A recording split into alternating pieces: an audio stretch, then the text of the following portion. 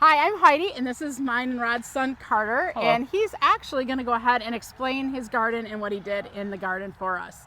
So, Carter, you wanted a garden because we had one back when you were like 7, 8 yeah, maybe or 10, something? somewhere in Yeah, there. and you guys actually had a lot of fun out there planting it, but we haven't had a space or place for it since. So, you asked Dad if you could build a little garden here, and Dad is like, go big or go home, right? Not necessarily the garden size. Yeah. Oh, there's a rabbit over there. Do you see it? Perfect. It is not getting in. That's perfect. Good thing you did the go big or go home with what you did here. So can you explain to us how you built it? Because I think people might find that interesting. You plumbed it and you got it all planted up.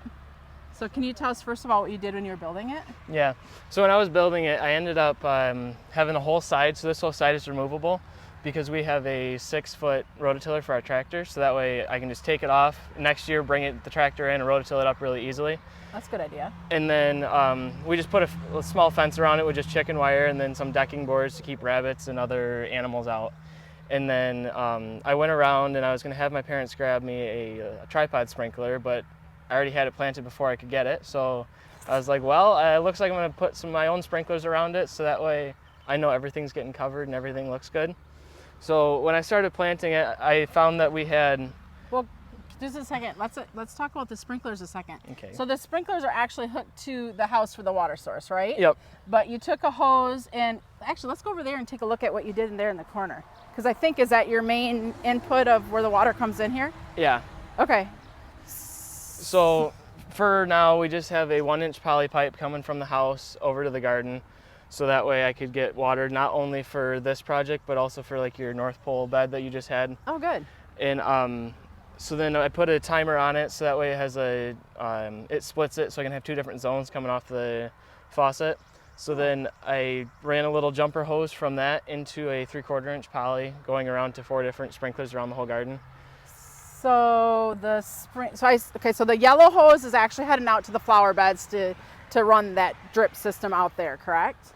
Yep. Okay, and then the little jumper hose is this little fluorescent-y hose that you hook to your timer, and then so all around the whole garden is all like this hard PVC and then poly pipe, right? So you don't really have like sprinkler hose.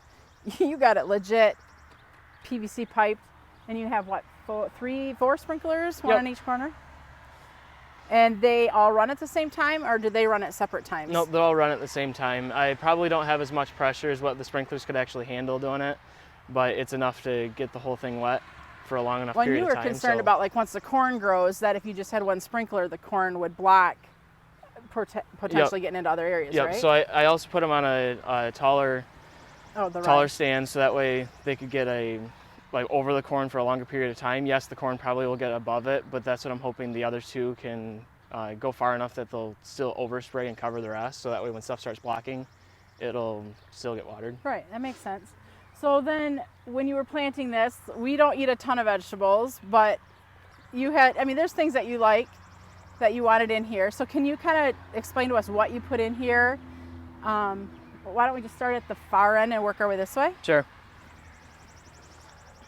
So originally when I wanted to plant a garden, it's just because I wanted fresh green beans because I like them straight off the plant. And Do you eat them raw? Yeah, I eat them raw. Oh, I didn't even know that. That's the best way. Like you don't cook them, just take them right off the plant, start eating them. But it's like, the garden center. Your grandpa. Yeah. The garden center only had so many, and once it started selling out, it's like, well, I can't start eating them out of the garden center. So I do feed my kids, I promise. So I was like, well, I better plant some of my own. So then starting on this edge and like the first 8 feet right along the fence, I was like, I'll just start putting in some pumpkins. So that way, my goal is that they crawl out of the garden. We'll see if that works or not. Because I don't think that rabbits or anything like that would want to eat that pokey vine. So I was like, well, utilize space outside the garden and inside so that way they can't get it initially, but then if they want to attempt later, they can.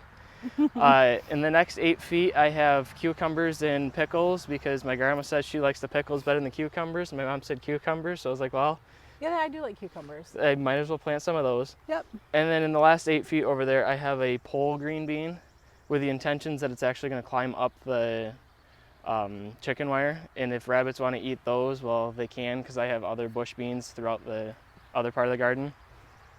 My parents said that they had quite a bit of extra strawberries. So I was like, okay, I'll get 10 of each different color of the Proven Winners ones. And So we've got Buried Treasure White, Buried Yep. Treasure Pink, and Buried Treasure Red, and those are ever-bearing strawberries.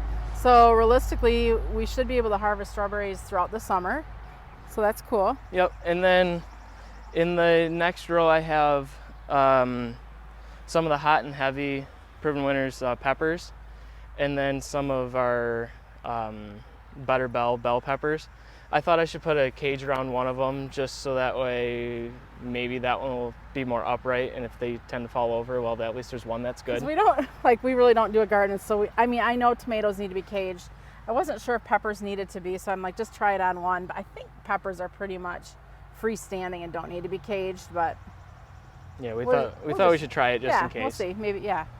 And then you got some tomatoes planted back there. Do you know what tomatoes you did? Yep, I have 3 Sun Gold tomatoes because the only input from my grandma, who's like one of the only ones that liked the tomatoes, it said, oh, I really like the Sun Golds. So I was like, okay, we'll do 3 of those. Might be more than what you need, but somebody will eat them, I'm maybe sure. some of the team here would like them. Yeah. My other grandma said that she wanted cabbage, so I saw what we had left because I think it's too late to start planting that straight from the ground. Yeah, I think so. So I was like, well, we have 1 cabbage left. I'll snatch that up and plant it in here for her. And then I have 5 green bean plants. 2 of them are an early crop that we planted for the store, and then 3 of them are a later crop, so that way hopefully they can be staggered a little bit. So those are all green? Yep, those ones are all green Are they beans. like the Yeah, those are bush beans. Okay. They're like the Blue Lake. Oh, yeah. something Blue Lake. Yep. Okay. And then So then we're getting into the area where you actually had to do some seeding, right? Yep, and it's probably way too close together, but I saw that how close they are out in the field, and I said, well, I can walk through a cornfield, so it must be good enough. I don't need like 3-foot aisleway. So in this, like right after the tomatoes and the beans, I have more beans and lima beans, yellow beans, and more green beans, all from seeds. So that way it's one later crop yet, so I can enjoy them all summer. You were going to be enjoying a lot of beans, boy. And then I know for sure I have some watermelon in a row in here. I forget what else is in that row. I mean, I just bought a whole bunch of seeds and it's like, yeah, that would be good. Yeah, sure. And then I have an open row in here, but because I didn't, make all my rows potentially straight, I tried my best, but I didn't get no string. I don't know where the open row is. So the zucchini might be planted once stuff starts popping up and I know where it is. You are not your father's son. No. You may be a little bit more like me then. And then I have a row of Indian corn because my grandpa always used to plant Indian corn, and it's like it's a good fall decoration. So I was like, I'll plant 1 row of that, and I have 2 rows of sweet corn on the end.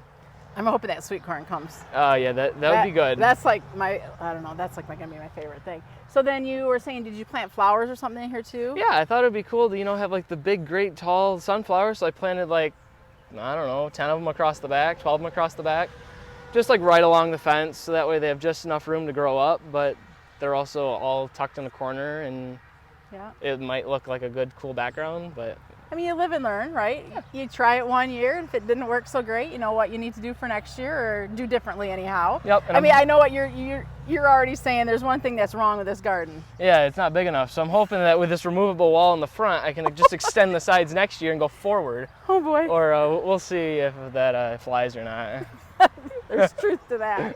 I mean, really, it's a nice sized garden, I think. You'll just have to figure out, like, did I need like 8 bean plants, or would 3 have been suffice? Maybe, but Well, you don't know if you don't try, and you know you like them. You can always share food. Yeah, exactly. That's the best thing with gardens. Is, I mean, they're a gift for not just you; they're a gift for those you can share it with too. And I mean, we might need more sweet corn because I don't remember how many I planted in there, but I think you only get 1 or 2 ears off each I think you stalk. might be right. So Maybe I'm a gonna need meal more or room 2. for that. Yeah. Oh yeah. So if you want that all summer, I'm gonna need like a whole field for that. I don't know about that. So, but no, I think it's a good start. The garden looks beautiful. Like, you did a great job building it, and it looks very appealing to the eye.